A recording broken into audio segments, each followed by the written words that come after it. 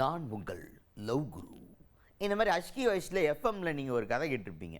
Night போடுவாங்க, காதல் கதைகள் எல்லாம் நிறையா சொல்லுவாங்க. லவ் அட்வைஸ் நிறைய வரும். லவ் குரு அப்படின்னா என்ன? காதலர்களுக்கு அறிவுரை சொல்பவர் தான் லவ் குரு. இது எஃப்எம்மில் மட்டும்தான் பண்ணுவீங்களா? ஏன் நாங்களாம் பண்ண மாட்டோமா? அரசியல் இருந்தால் எங்களுக்கு லவ் பற்றி தெரியாதா அப்படின்ற மாதிரி ஒருத்தர் லவ் அட்வைஸ் கொடுத்துருக்கா. அரசியல் இருக்க லவ் குரு யார்?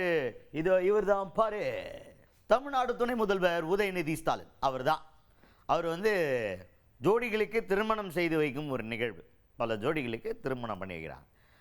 அந்த மேடையில் அவர் பேசும்போது லவ்வை பற்றியும் லவ்வுக்குள்ள இருக்க சிக்கலை பற்றியும் இளம் காதலர்களுக்கும் இளைஞர்களுக்கும் எடுத்து சொல்கிறார்.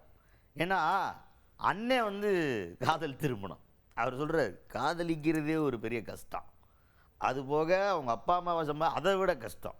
அதுக்கப்புறம் வருவான், நான் பொண்ணோட சித்தப்பேன் பெரியப்பேன் மாமே மச்சான் முறப்பையன் முறமாமே அப்படின்லாம் வருவாங்க. அவைகளை சமாளிக்கிறது அதை விட பெரிய கஷ்டம். இதெல்லாம் தாண்டி கல்யாணம் பண்ணணும். இப்போ எல்லாத்துக்கும் ரெடியாக இருக்கணும்.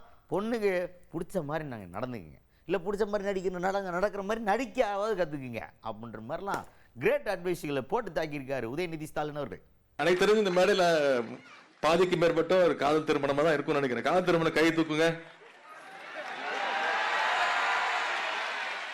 அதான் கிட்டத்தட்ட 90% 100% இங்க காதல் திருமணம் தான். கூடுதல் மகிழ்ச்சியான எனக்கும் காதல் திருமணம் தான். ஆனா காதல் திருமணம் தான் இருக்கிறது ரொம்ப கஷ்டமான திருமணம்.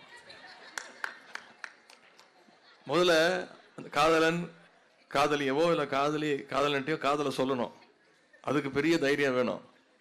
அதுக்கு நம்மளை தயார்படுத்திட்டு ஐ லவ் யூ டூ நம்ம இவ்வளோ ஈஸியாக சொல்லிடுறோம். அதுக்கப்புறம் ஒருத்தர் ஒத்துக்க வைக்கணும், இம்ப்ரெஸ் பண்ணணும், அவங்களுடைய மனசுக்கு இப்போ பிடிச்ச மாதிரி நடந்துக்கணும், இல்லை நடந்துக்கிற மாதிரி நடிக்கணும். நான் உங்களுக்கு சொல்லலை. அதன் பிறகு கஷ்டப்பட்டு சம்மதத்தை வாங்கினாலும் அப்புறம் பொண்ணுடைய அப்பா அம்மாவா இல்லை பையனுடைய அப்பா அம்மா அவங்களுடைய சம்மதத்தை வாங்கணும்.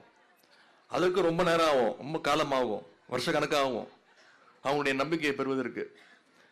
அதன் பிறகு அவங்க சம்மதிச்சிட்டாலும் குடும்பத்திலேருந்து புதுசா ஒருத்தன் வருவான்.